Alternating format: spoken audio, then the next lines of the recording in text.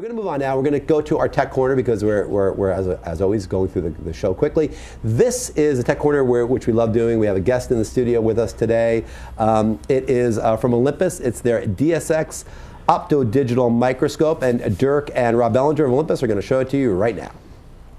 Well, thanks, Mike. Yep, I'm here with Rob Bellinger from Olympus, and we're going to look at the DSX100, right? Yes, that's correct. This is our Opto digital microscope, one of the members of the family. This is the 100 model. There's a 500 and 500i. The 100 model is specifically for a little lower mag range. This tool can go down to 5x, all the way up to about 450x. The system is meant for a little bulkier, larger samples, like circuit boards, medical device components like valves or circuitry for medical device. And this seems to be mostly the market is circuit boards and medical devices. Well, it has a broader range than that. Anything where you need a little lower mag, a little more working distance on a part, but still want to render high quality surface images at decent magnification, 500 or below, and you also want to take metallurgical measurements on the surface. So I'll cover a little about the tool. The interface, like you mentioned earlier, is simplified interface, meant for anybody to walk up and kind of use the tool. And it seems consistent throughout this line, right? I mean, the interface really was intended to be something where it's fairly self-evident how it works. That's correct. And in this line, the Opto digital microscopes, all the interfaces look the same. They have even tutorial modes where you can walk up and it'll guide an operator through the use of the tool and with instruction windows, and they can get their images quickly and easily that way. Or even in the advanced mode, it's still very easy interface, big, large buttons, all touch screen interface here. Great for interaction to the screen, but also to break up the interaction constantly being on the mouse, and helps for ergonomics. Okay. So the microscope itself is an imaging tool. We have bright field, we can do transmitted light imaging. But this this tool is a little unique because we also have the ability to do free angle imaging with the stand. And if you want to show that now, I have a live image on. You showed me how to do this earlier, so I just loosen this knob, right? That's correct. And you can tip it off to the side so you can see underneath pads like this if it's important to see, the solder okay, so we can see here I'm actually looking underneath. Yep. Tipping at an angle. So I can see completely underneath that, or I can come around to the other side. Come around to the other side and you can see the solder. This is what, 45 degrees each way? 45-degree angles, and we're capable of, angling at that range. You can mag in and do, image captures and all that kind of stuff. Okay. The interface for free angle is just a simple button push. We also have unique lighting options on this. This tool uses a ring light LED source. We can control the quadrant lighting, so we can get rid of some reflections off the surface. We can even rotate the lighting around. Some of the other adjustments in image processing, we have an anti-halation called wider. This is wide dynamic range. So you can see on a metal surface such as this, you have a lot of reflection coming off the lighting. So the wide dynamic range can cut that reflection down and bring up the contrast around the outer surfaces. Okay. So similar to high dynamic range, but a little bit faster refresh rate. You can see the refresh rate isn't compromised on your image. So high dynamic range is where it takes multiple images at different lighting levels, is that? That's correct. Okay. So high dynamic range will actually take several images of exposure ranges and integrate them together. This system actually does it in a live mode. We can turn that on now, and you can see that it does similar effects to the wide dynamic range, but it gives you a little more texture. But there's a little bit of a lag on the image. Not too bad though, considering it's doing all of that processing on the fly. We also have just the straight contrast mode, where it brings the contrast off the surface. If you turn this off, normal microscope image would be like this. And I understand also you have a way to show a whole bunch of different lighting conditions and just pick the one that's best? That's correct. So the ease of use, again, if an operator doesn't want to have to deal with testing all these image processings out to find what works best, we have best image function. With this, you select what you're looking at, like a defects on the sample, and the microscope will go through the process of capturing the images at all the different lighting techniques, lighting image angles, So you can look through here. We have bright field, different segments of the LED. We have just straight bright field with wider, bright field with HDR. So you can get a quick image. You don't have to go through and check And then each this is one. just a touch screen, so you would just select the one that you want. Select the one you want and hit apply, and the microscope sets up all those settings for you. Above that, being low mag, you get a good field of view, but if you want to go larger fields of view, this tool has great stitching capabilities. So we can do a quick live panorama stitch. And if I hit acquire here, this is a manual stage. We do have a motorized stage option as well, but even with the manual stage, you can quickly move the stage to the side, and the software is going to stitch this all together for us.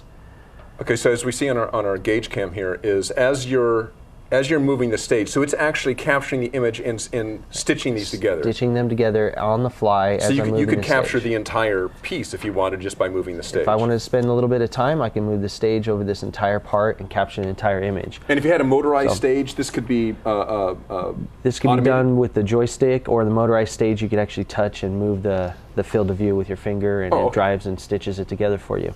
The nice thing about this, you can use this image now. If I hit complete, I can also use this image as a map image, so low mag view to see where we're at, and as a map image in this software. If I hit complete now, you're going to see our entire stitched image brought back out as a complete image view.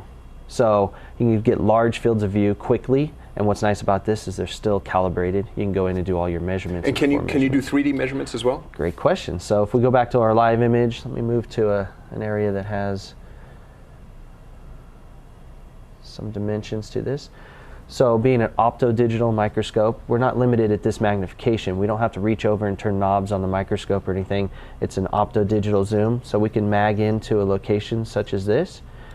And if we're looking at this, we'll see some in-focus data and some out-of-focus data. So three-dimensional imaging is required for something like this. We can select 3D on the screen here, and all we really have to do is set our range of focus. So it's all motorized control. With the microscope, I'll move to the very low point of focus.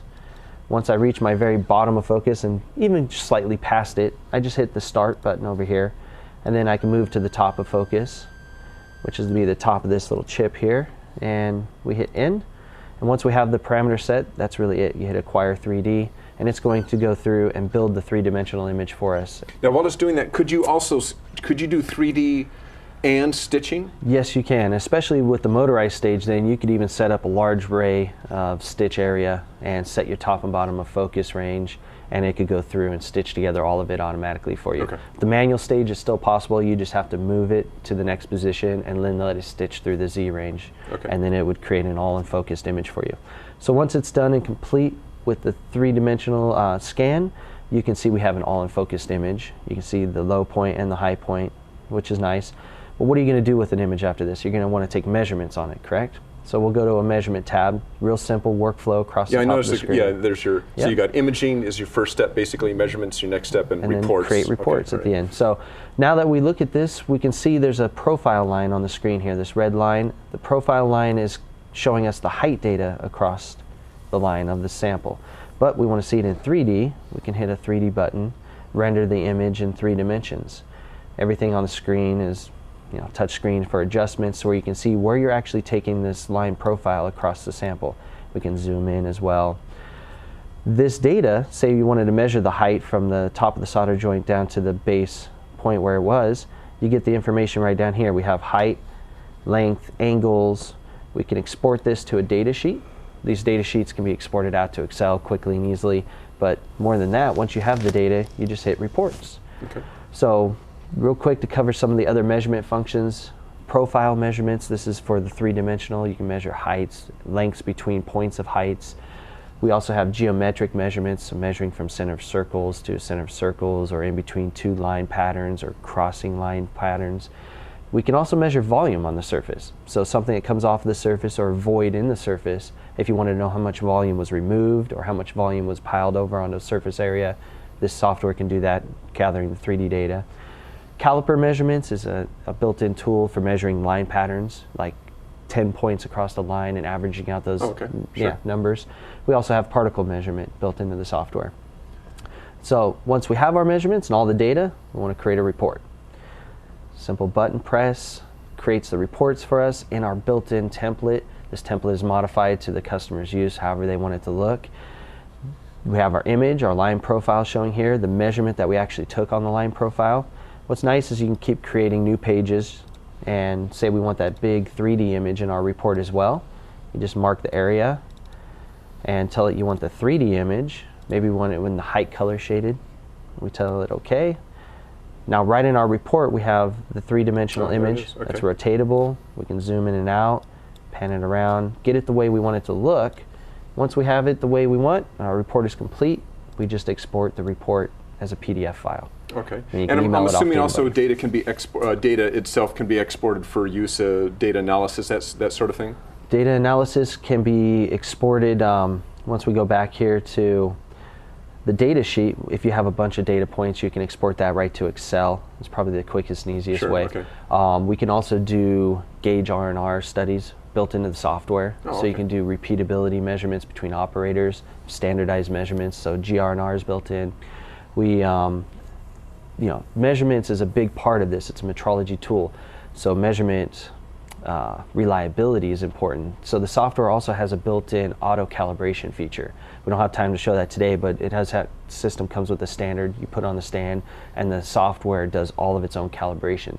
And that can be done as a check anytime the customer wants. And the DSX100 is what is the first, the smallest in the line? Is that? Well, it's just the lowest mag range in the line. Yeah, the 500 and the 500i are the compound type microscopes. That they go up to same 1,000 times. Same interface basically on all of them. Exact same software interface. Yeah, so it's ease of use is all there. Same interface that way.